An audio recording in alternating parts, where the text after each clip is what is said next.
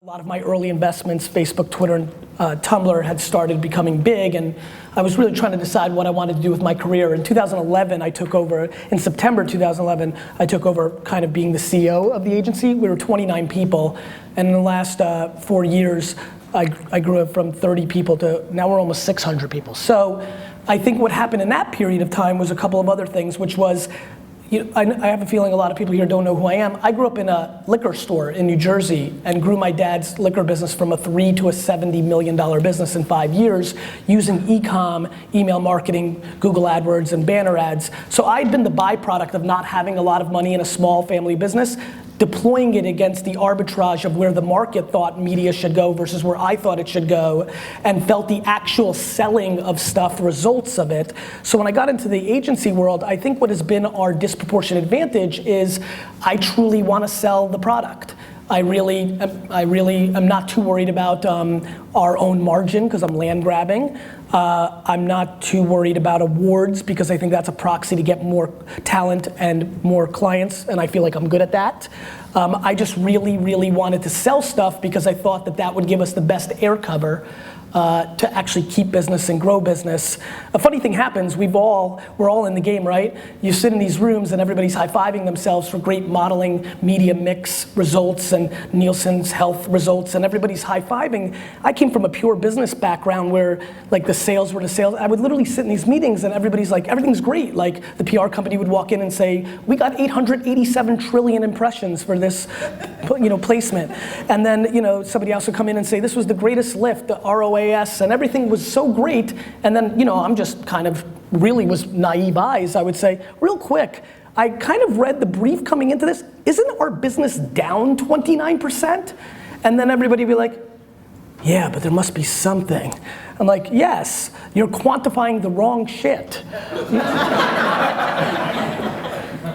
So how do you quantify the right shit? I like that you're coming along for this ride. I think you quantify it, and I think this is, it's funny, I think you do it. A lot of my clients who either were fans of my work or were excited to work with us, a lot of our junior clients, or sometimes the senior client, because I came from high levels, because I had a lot of relationships, they would always be perplexed by our meetings in 2011, 12, and 13 specifically, I think. And even now, they're always like, man, like the meeting would end, they'd be my rabbi in this situation, and they would say, man, you really don't have to make your work so quantifiable. So I think the way you measure the right stuff is you actually force your client, you suffocate the conversation into putting everything on the line and justifying the spend. Now that's hard.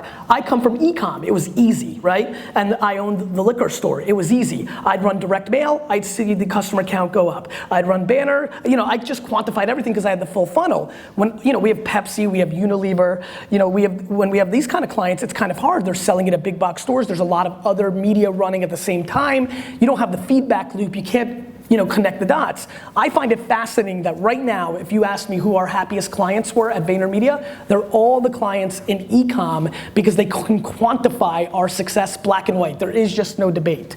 I think what you try to do is create tests or controlled environments. A lot of my CPG clients, I ask them, can you give me we have major alcohol brands. I know, because I come from the alcohol industry, that the state of Pennsylvania is a liquor-controlled state. The state sells everything. I always say to them, hey, let me run my stuff just in Pennsylvania. You've got your baseline sales, then we can actually see if that's what works. So I'm always the one in the room. It's funny, I bet most people in this room, and I have empathy for why you think this, thinks that social media is still struggling to find its ROI and things of that nature. I actually think it's, for me, in the world that I live in, it's the most black and white place if you allow a black and white place environment to justify it. I think a lot of times people think that I'm rogue with my ideas, and I feel like I'm the most practical person ever. The only North Star I have is create absolutely no debate if the things that you're doing are driving the business. What you have to do is you have to get the client to tell you the truth of what the business is, and then you've got to try to reverse engineer and sell it. And the only thing I try to follow is people's attention. And if you're in this room right now and you don't realize that people's attention is in a phone and disproportionately within social networks of that phone, well then you're just not paying attention. And interesting, if you look at China and the massive social networks and mobile apps there, they are much more closely linked to e-commerce, I think. So, and that's why the investment there has grown, because there is no debate. We're in the US, we're in a world where everybody is justifying everything on reports, and everybody here knows that everybody in this room is capable of reverse engineering a report to justify the spend. So we're playing in an inside bullshit game. The end. So how do you... And by the way, let's make this point. 50% of this room just looked me dead in the face and shook their heads yes. That in itself needs to be debated on what the fuck is going on. Right? We know, I mean, people know, but they're playing within the confines of the game. And I have empathy for that. You've got bosses, you've got numbers to hit, you got your own, you got rent, college loans. I get it. But that's a separate conversation to what actually drives business.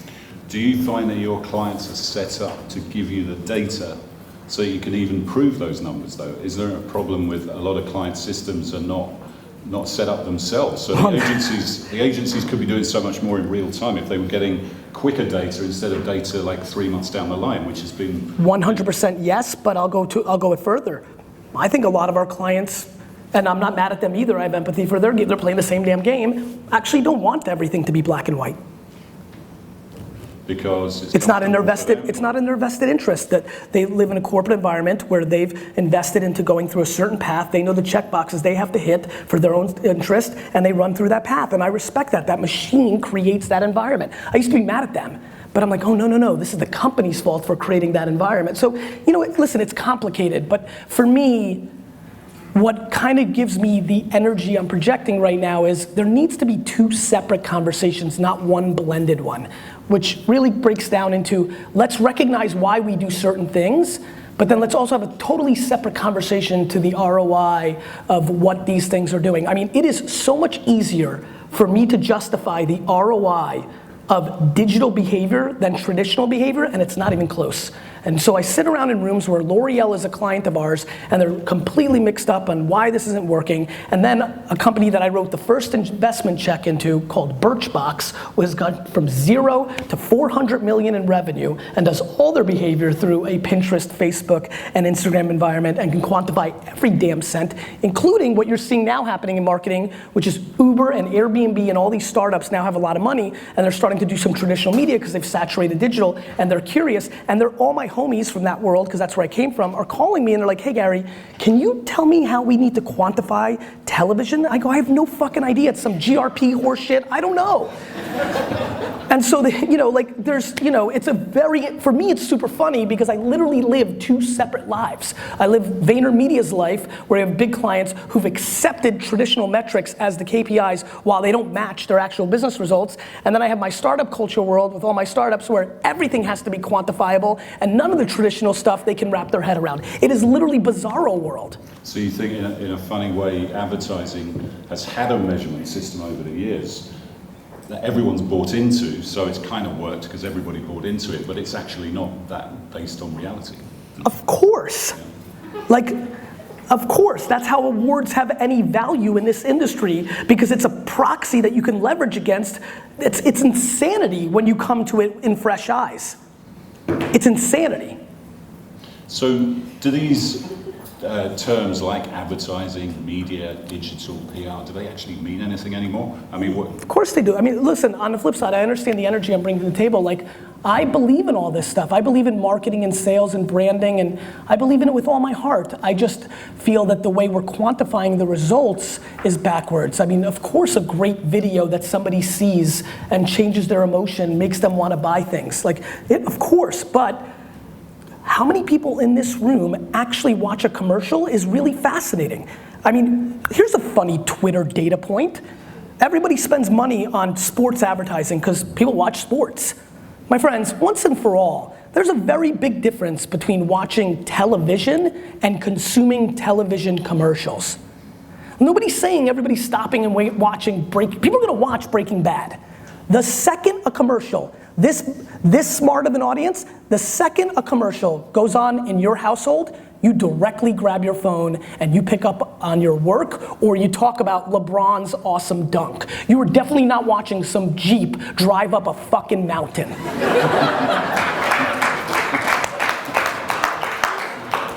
And that's just as true of live sports, point of view events, as it is of something Otherwise you watch it on catch up. Guys, let me tell you about my biggest mistake professionally so far. I wrote a book in 2009, it was called Crush It. It kind of put me on the map, it talked about social media. If you go to the acknowledgements of that book, I thank my entire family and one random human being, Travis Kalkinick. Travis is the CEO of Uber and one of my best friends. I passed on investing in Uber. You heard about the good ones. Let me tell you about the bad ones. Uber, I passed on investing in Uber twice. He begged me the second time at $4 million valuation. It's at a $60 billion valuation. The normal $50,000 check that I write, that if I would have written to that investment, would be worth $196 million. Okay? Now, let's talk about this. It sucks. But when Uber came to New York, Travis hit me up. I was out of town, so he went to go see my brother AJ. My brother AJ took the first Uber ride in New York City. He is rider 0. He tested it. When he tested it, it hit me. He ordered it in VaynerMedia's old office when we were 20 people, and he went downstairs and there it was. And it hit me, holy crap. Uber doesn't sell transportation, Uber sells time. My friends, Uber sells time. Time in the 24-hour, 365-day world that we now all live in has become dramatically more valuable. Because I'm not a kid. I grew up in a time where the world did stop the work time at 6, 7, 8. I was a workaholic, I worked till 9, right? Like I grew up in that environment. Now it's 24/7. As you guys know, clients, you get an email at 11 p.m. Plenty of people expect you to reply at 11:01, especially if they know you go to sleep at midnight, right? Like we are on, right? We are on. So time has become dramatically more valuable. Do you know what advertising does in our society right now, the way it's structured? It steals your time. It takes the one thing you care about now more than besides health and money, time is the only thing you guys care about, and it is now stealing your time. You went to ESPN.com to read an article, you didn't come there for a pop-up ad for Samsung to force you to watch a video for 30 seconds. You went to watch a kid fall off a tree on YouTube, you didn't come for that 15-second pre-roll for Nissan. Right? This is not what we came for. Advertising as it's structured now steals your time. It worked in 1972 when you sat on your goddamn ass and you didn't have a remote control and Happy Days was rolling through and you saw the popcorn ad. That's fine. But as soon as the remote control came, that started the process of technology shifting away from consumption. And that's the game. Technology is now moving so quickly that it's starting to give us back what we want. When TiVo was invented, that was a problem for the commercial. It's now playing itself out. That's just the way it's gonna be. And so that's it. And now, I mean, I've been talking about this for 3 years. I'm like, wait till the operating systems block your ads. Well, here we are, finally. iOS's update, it's bad if you're buying on the banner exchange. It's bad, and it's great for the end consumer. So we're gonna have to reinvent what advertising means, and what I think advertising needs to mean to really be effective is it needs to bring you value. And value comes in the form of entertainment, value comes in the form of utility, it comes in a lot of different forms, but the mechanisms, the days of, I wanna read this magazine, I'm gonna turn the page to finish my article, oh wait a minute, here's a makeup ad, I gotta go around it. That stole my second. That second used to mean jack shit. That second matters now. Let me show you how. By show of hands, how many people in this room, we've gotta go honest now. How many people in this room are now upset when another human being calls them? Raise your hand. Hold it high real quick. I just want to see this. Raise it higher. I want everybody to see this. Look around, everybody. Hold it, keep it, hold it. My man, 60% of this room is actually upset when anytime a human being calls them. Think about that. That is unbelievable. When I asked this question 2.5 years ago, most people didn't understand what I was referring to. Like a couple of people raise their hands, everybody else would look at them. You know, calling somebody, that was just a normal way we communicated. What we've all figured out in this room is, why are you trying to communicate with me on your time? This is my time. You stole something of value from me while you tried to sell me your shit.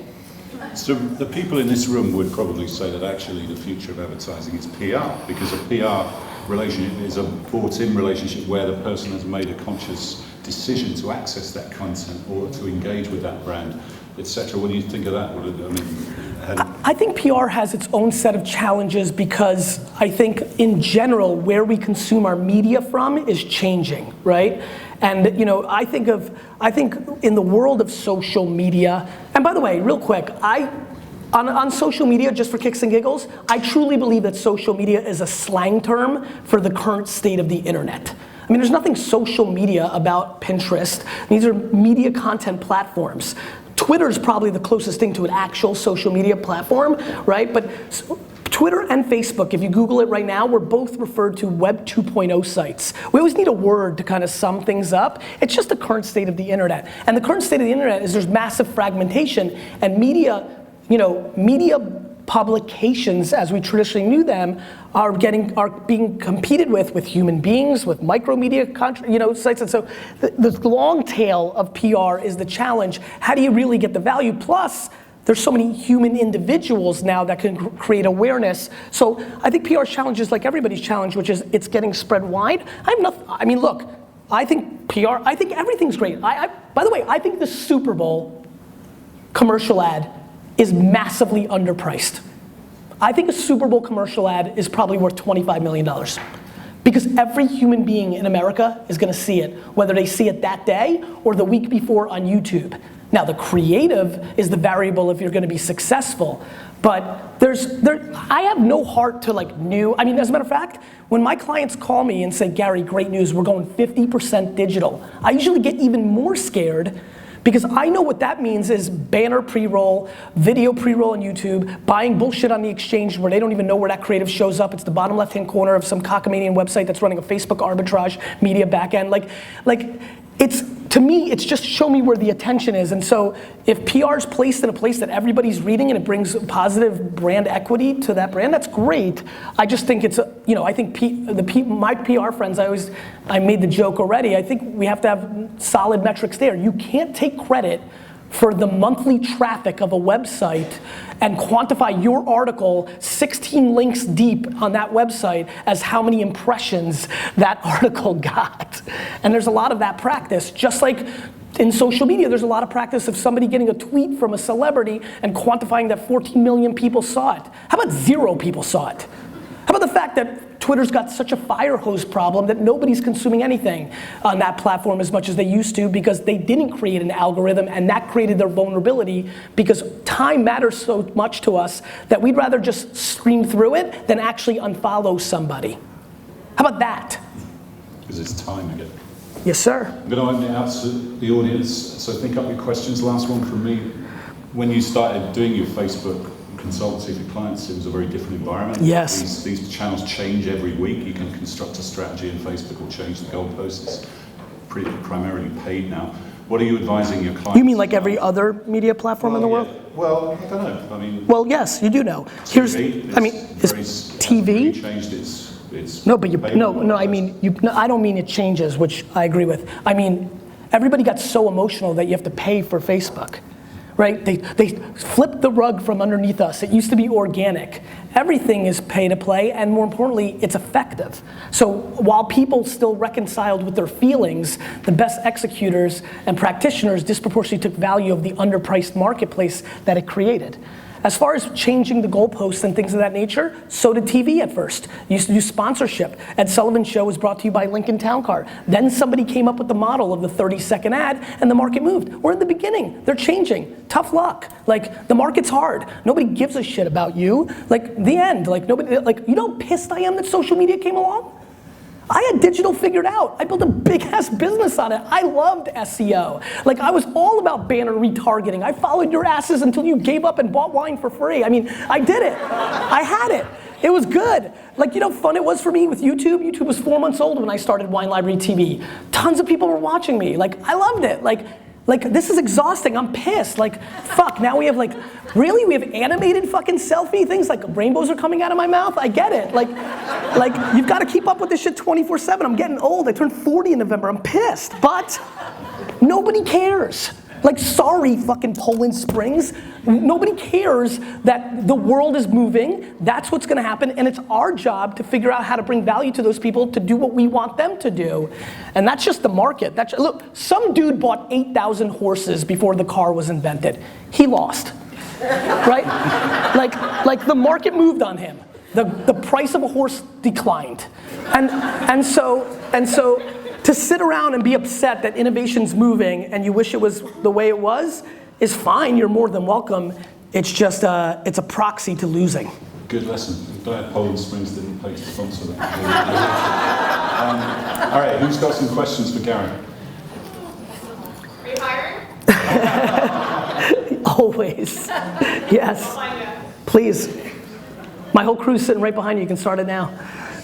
One at the back there. D. I know it's always at the furthest corner. This is why you need to watch the Ask Garyvee show.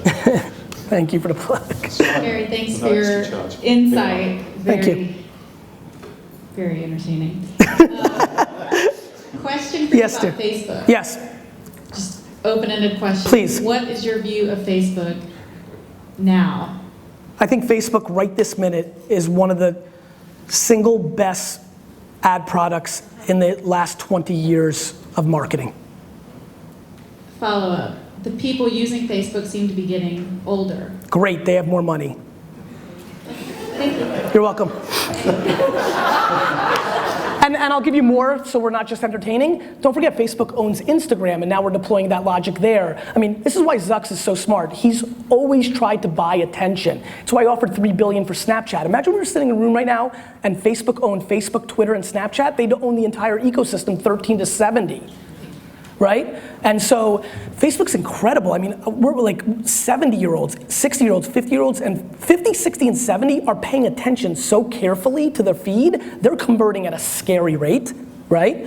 30 and 40 are still very much there, converting at ridiculous scale. What's even scarier, if you're an actual practitioner, you realize that 21 to 25 is converting like crazy. They might not be there 16 times a day like they used to, but you only need them to check once. You didn't watch Friends 87 times, right? You watched it once, we got the commercial in front of you, good. So, I mean, I think it's stunningly good. I think Instagram in 2016 will probably be the best all-time ad product ever, because while people debate the ROI and is anybody over 40 on it and all these dumb things we always do, or while media buying agencies try to quantify if they can make enough money against their against their VIG with their client, and so if they can't, they won't recommend it. While that's all happening, there's gonna be ungodly amounts of attention on Instagram ads that are gonna convert because it's early and the supply and demand curve is disproportionately valuable.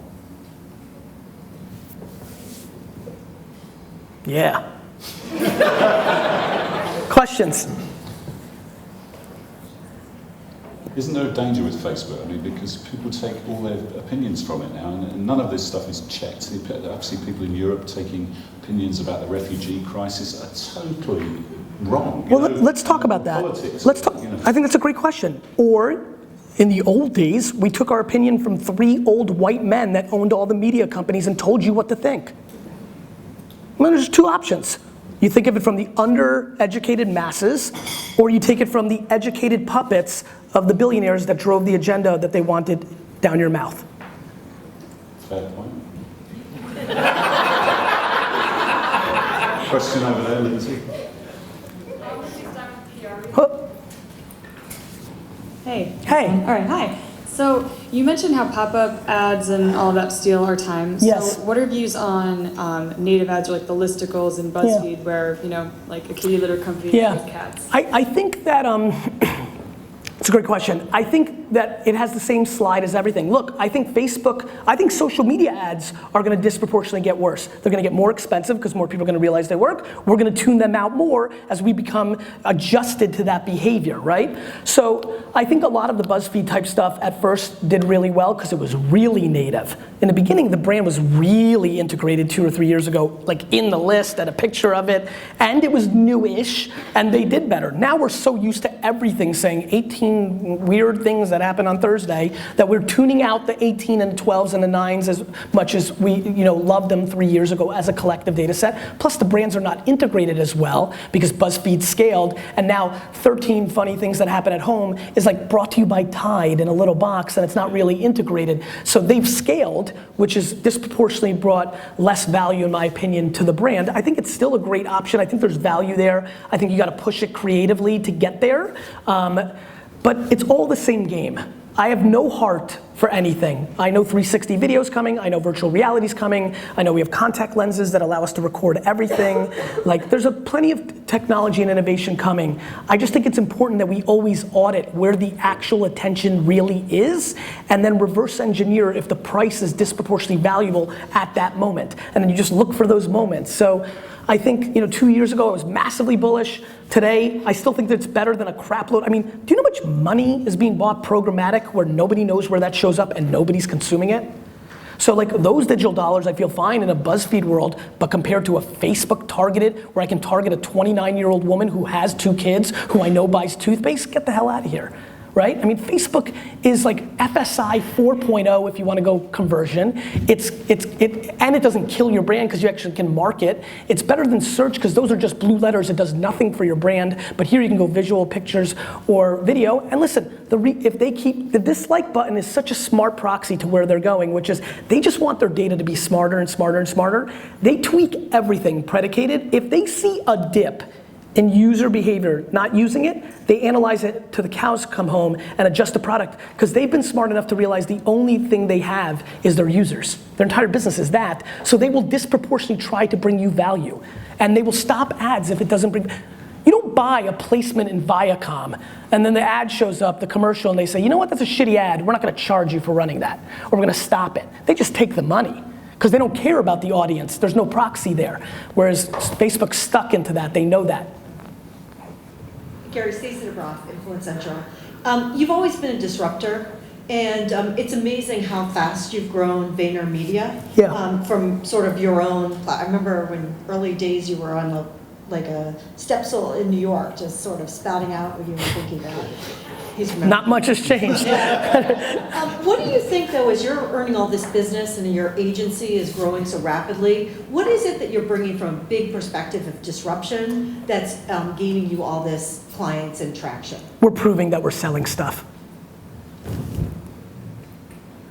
It's so crazy, like every single time I hear you've always been known as a disruptor, literally when you said that, in my mind, it said out of practicality.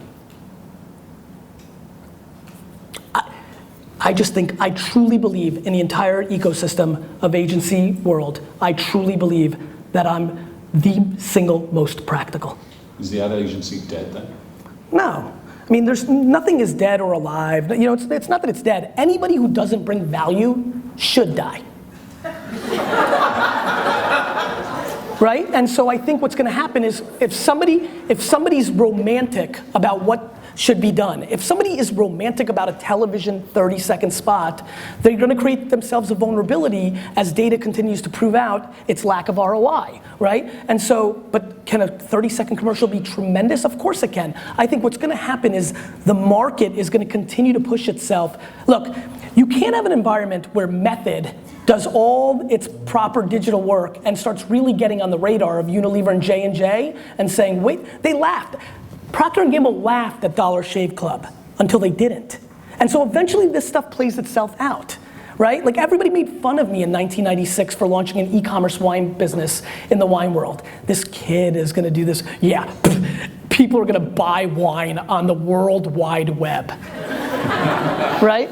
Like nobody's gonna do that. And some of you remember this, and some of you won't raise your hand for this. Some of you thought it was a fad. Like the internet, this thing is 20 years old, this is new. And then everybody justified that it was a fad because Wall Street played its game and overvalued everything. So when it crumbled, everyone was like, see, told you. Meanwhile, Amazon was becoming the single most important retailer. So I think that the reason it's working for us is I'm not scared to get fired at all. So look at all the advantages I have in building my business model. You guys know this world better than I do.